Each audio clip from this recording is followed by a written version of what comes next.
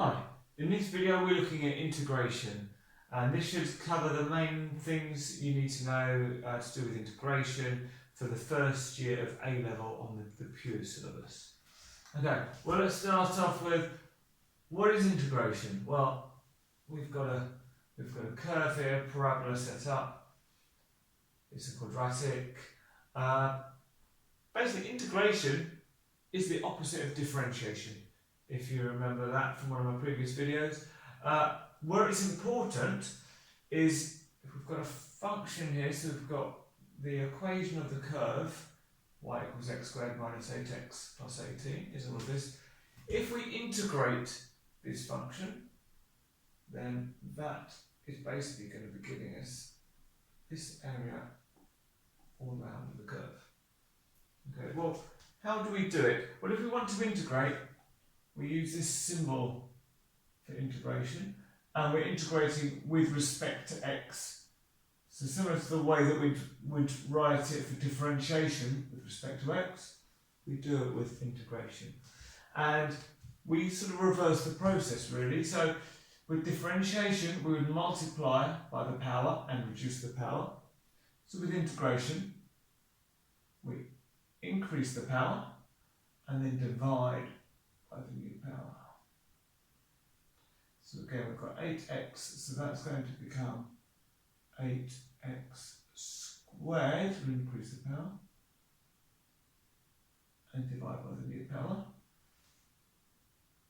18, well that's x to the power 0, we haven't got an x, so we just now need to put in our x. Now with integration, we also need plus c, where this is just some number, some constant. It could be 0, it could be positive, it could be negative, we don't know. The best way to think of that is when we're differentiating, if we were differentiating a constant of 5 or 7, anything really, when we differentiate that, it disappears.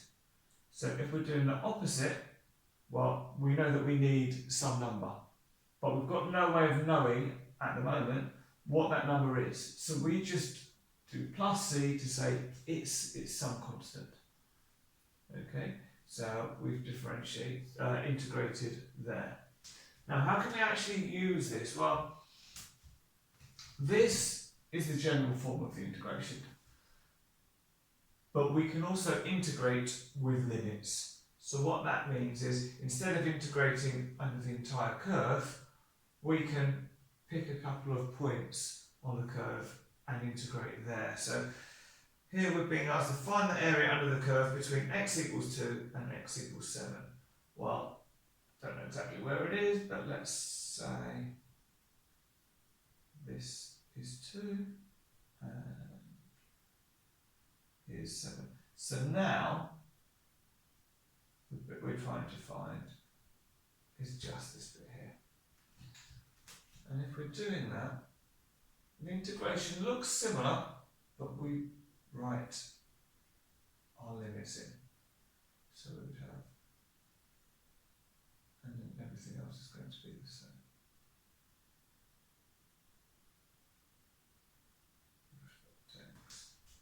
Okay. Well, now we've already solved this. So what we can do, we write the answer, but we use square brackets because so this is going to be x cubed over 3 minus, well, 8 divided by 2 is 4, so we can write that as 4x squared.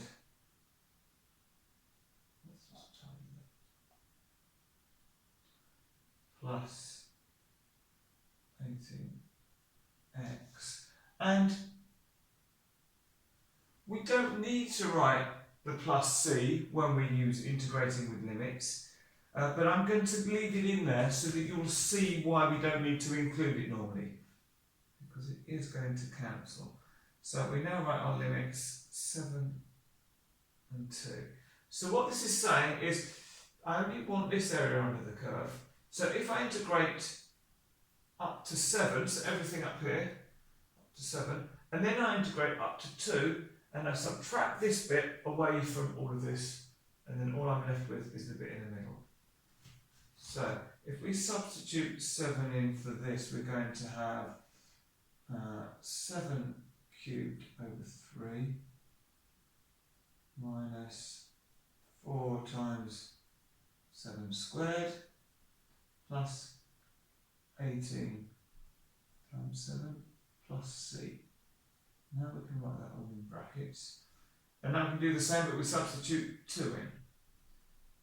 So it's going to be minus, so if you remember I said for the first limit we want all of this and then we're subtracting the second part. So it's always going to be minus 2 cubed over 3 minus 4 times 2 squared plus 18 times 2 plus c. Little bit squished there. Okay, now if I take my calculator, and we're going to put this bit in here. Well, first of all, I'm just going to show we've got plus c, we're then going to have a minus c, so the c's actually, we can cancel them out there. And that's why normally we wouldn't bother writing it in when we were integrating with limits, because they're going to cancel. Okay, well let's put this first bit in our calculator, so we're going to have 7 cubed divided by 3 minus 4 times 7 squared plus 18 times 7, and all of that is giving me 133 over 3, or this is equal to 44.33, and this is going to be minus, now we'll do the same and put this in, so we're going to have 2 cubed divided by 3 minus 4 times 2 squared plus 18 times 2, and all of that is giving me 68 divided by 3, or 22.67. Well, if we subtract these, 133 minus 68, that's going to be 65 divided by 3, which if we want to write it as a decimal, 21.67 to 2 decimal places. Okay, so that's giving us this area here. Okay, so in this part of the question, we're asked to find the area bounded by the curve y1, so the same curve that we had in the first part, and the line y2, so this straight line coming up here. Well, the first thing that we need to do really is know what if this is the area they want us to find. Put it in here. Well, it would help for us to at least know what these 2 points are. Okay. Well, how can we work that out? Well, this point is going to be where this equation equals that equation. And the same for that point there. So we can make them equal to each other. So we can say x squared minus 8x plus 18 is equal to x plus 4. Now, you can see we're going to get a quadratic here that we can solve. So if we rearrange, we can say, well, this is equal to x squared. Minus 8x, we want to minus another one, so minus 9x. We've got plus 18, we want to subtract 4, so plus 40, and that's equal to 0. Now, we could put this in our calculator and solve with a quadratic equation, or we can factorise.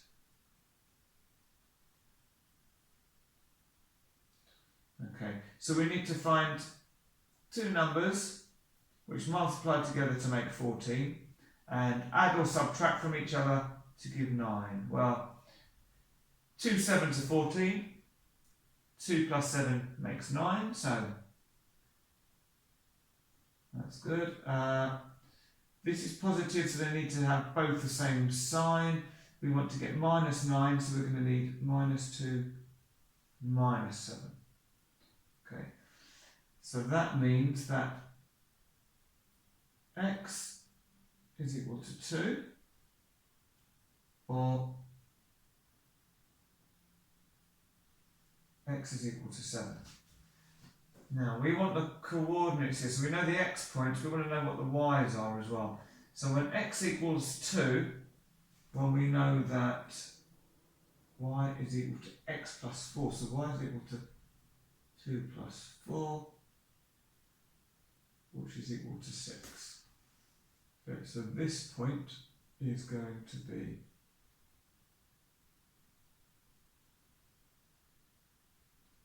2, 6. That's 2 on the x-axis. X equals 7, so as before we'll use y equals x plus 4, so that means that y is equal to 7 plus 4, which is equal to 11. So this point here is going to be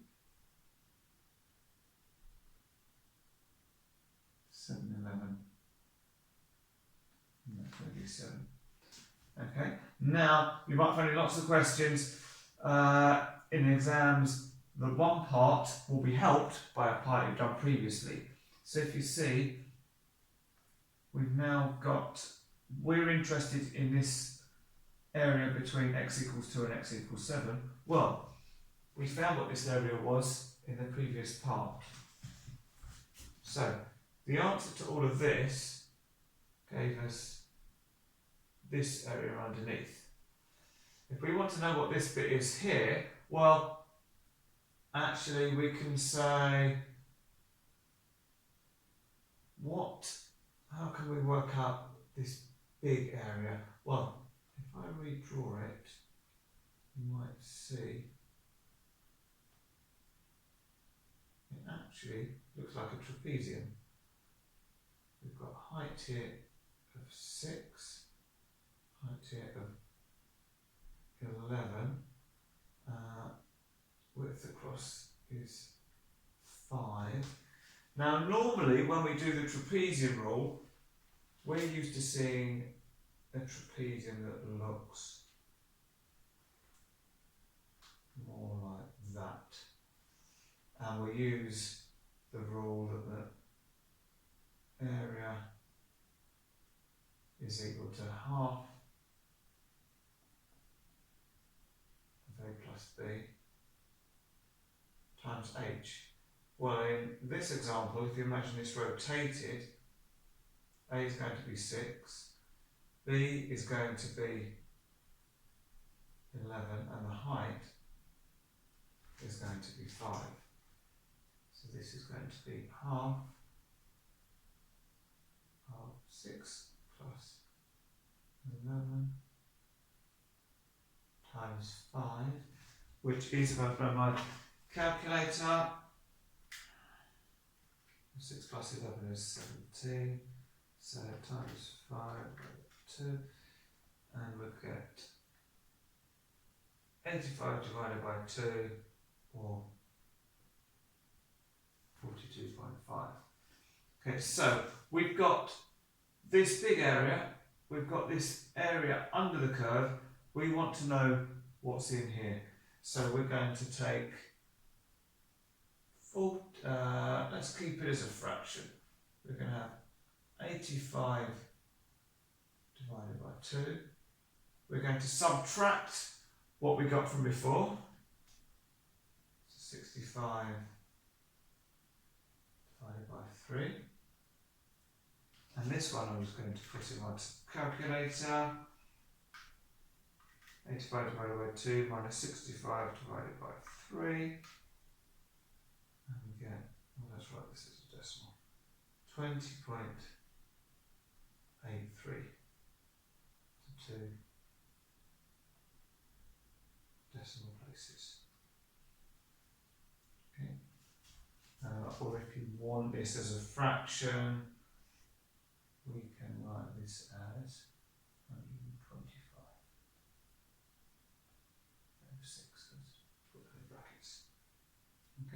So we understand what integration is, how we can do it in the general form, how we can then use limits to calculate an area, and then slightly more involved using some algebra and some rules that we would have learnt before A level, put it all together and solve slightly more complex questions using integration. Thank you.